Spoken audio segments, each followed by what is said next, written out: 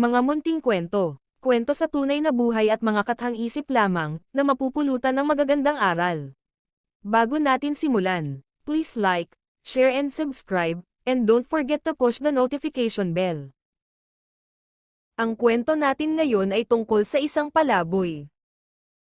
Ang kwento ng palaboy ay maaaring maglarawan ng isang tao na napag-iwanan ng buhay, nahulog sa hirap, o nawalan ng tahanan at pamilya. Minsan, ang palaboy ay naglalakbay ng walang tiyak na destinasyon, umaasa sa awa ng iba para sa pagkain, tirahan, at iba pang pangangailangan.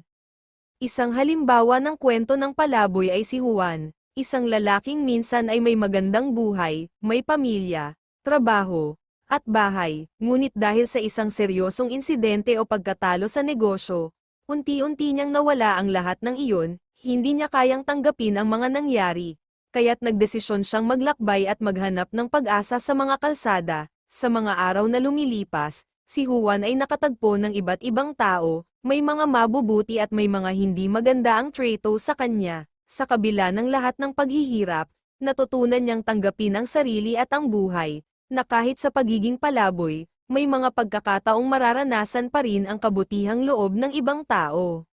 Ang kwento ng palaboy ay madalas na nagiging aral tungkol sa resiliency, sa pag-asa, at sa halaga ng pagiging bukas ang puso sa mga paghamon ng buhay. Habang si Juan ay patuloy na naglalakbay, napansin niya na hindi na siya ang dating taong puno ng pangarap, nawala na ang sigla sa kanyang mga mata, at ang mga ulap ng lungkot ay tila nagtakip sa kanyang pag-iisip. Ngunit isang araw, habang siya ay naglalakad sa gilid ng kalsada, napansin siya ng isang matandang babae na nagtitinda ng paninda sa isang maliit na tindahan.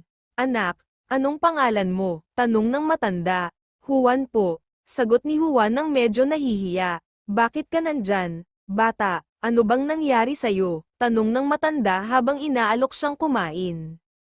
Habang kumakain si Juan ng tinapay at mainit na kape na inihanda ng matanda, ibinahagi niya ang kanyang kwento, pati na rin ang mga pagsubok na dumaan sa kanyang buhay, kung paano siya nawalan ng trabaho, paano siya iniwan ng kanyang pamilya, at kung paano siya naglakbay mula sa isang lungsod patungo sa isa pang lungsod, umaasa na makakakita ng bagong simula.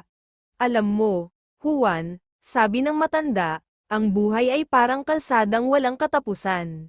May mga pag-ulan, may mga pagkatalo, ngunit hindi ibig sabihin nito'y wala ng pag-asa. Kailangan mong muling magsimula, at ang bawat hakbang ay may dahilan." Dahil sa mga salitang iyon, isang maliit na apoy ng pag-asa ang muling sumiklab sa puso ni Juan. Naramdaman niya na baka, kahit na wala siyang matatag na bahay o pamilya, may mga tao pa rin tulad ng matandang babae na handang magbigay ng pag-unawa at tulong. Dahil sa mga simpleng hakbang na ito, nagsimulang magbago si Juan. Hindi agad siya nakabalik sa dati niyang buhay, ngunit natutunan niyang magtiwala muli, magtulungan, at higit sa lahat, magpatawad sa kanyang sarili at sa mga sitwasyon na hindi niya kayang kontrolin.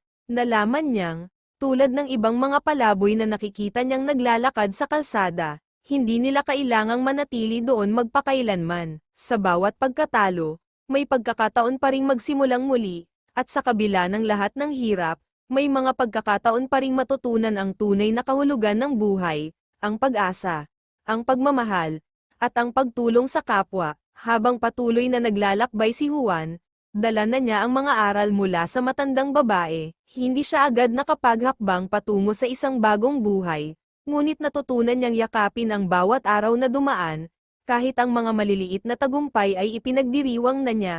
Nagsimula siyang maghanap ng mga trabaho, kahit na mababa ang sahod, at kahit papaano, nakatagpo siya ng mga taong nagpakita ng malasakit sa kanya. Isang araw, habang siya ay naghahanap ng trabaho sa isang lokal na tindahan, nakatagpo siya ng isang pamilyeng nag-alok sa kanya ng matagal na trabaho bilang isang kaera. Bagamat hindi pa siya tiyak sa kanyang mga kakayahan, tinanggap niya ang alok at nagsimulang magtrabaho ng buo ang puso. Dito, natutunan niyang magsikap muli at muling maniwala sa kanyang kakayahan. Habang tumatagal, natutunan niyang hindi ang mga materyal na bagay o ang posisyon sa buhay ang magbibigay ng tunay na halaga sa buhay, kundi ang relasyon sa ibang tao, ang pagtulong at pagpapatawad sa sarili, at ang pagiging bukas sa mga pagkakataong dumating, hindi na niya kino-question ang mga nangyaring masakit na bahagi ng kanyang buhay. Sa halip, tinanggap niya ito bilang bahagi ng kanyang paglalakbay. Pagkatapos ng ilang taon, nakapundar si Juan ng isang maliit na tindahan sa tabi ng kalsada, malapit sa lugar kung saan siya unang nakatagpo ng matandang babae. Sa bawat araw ng pagtatrabaho, madalas niyang naaalala ang mga salita ng matanda, ang buhay ay parang kalsadang walang katapusan, may mga pag-ulan, may mga pagkatalo, ngunit hindi ibig sabihin nito'y wala ng pag-asa. Ang tindahan na itinatag niya ay hindi lang naging negosyo para kay Juan, ito rin ang naging lugar kung saan siya nagbigay tulong at pag-asa sa mga taong nangangailangan. Ibinahagi niya sa kanila ang kanyang kwento, at kung paano siya tinulungan ng isang hindi kilalang matanda na nagbigay sa kanya ng mga simpleng salitang puno ng buhay. Minsan, may mga batang palaboy na dumarating sa kanyang tindahan, at palibhasa'y naranasan na niya ang pakiramdam ng mawalan.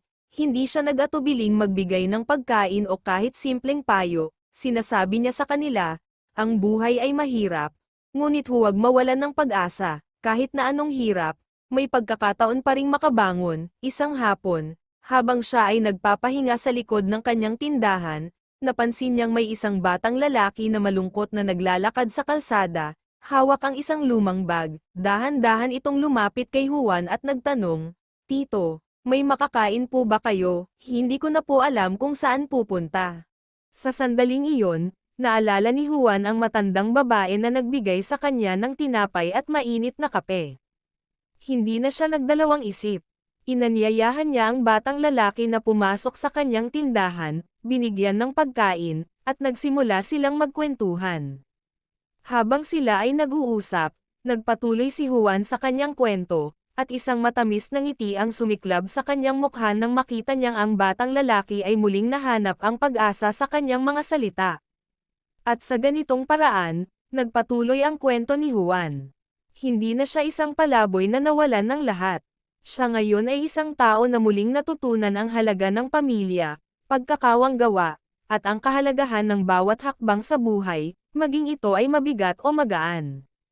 Sa bawat pagkakataon na tumulong siya sa iba, muling nahanap niya ang kanyang layunin at ang kaligayahan ng isang pusong punong-puno ng pag-asa. At sa katapusan ng kanyang paglalakbay, natutunan niyang ang buhay ay isang walang katapusang paglalakbay ng mga kwento at pagmamahal, at sa bawat kwento, may bagong umaga at bagong simula.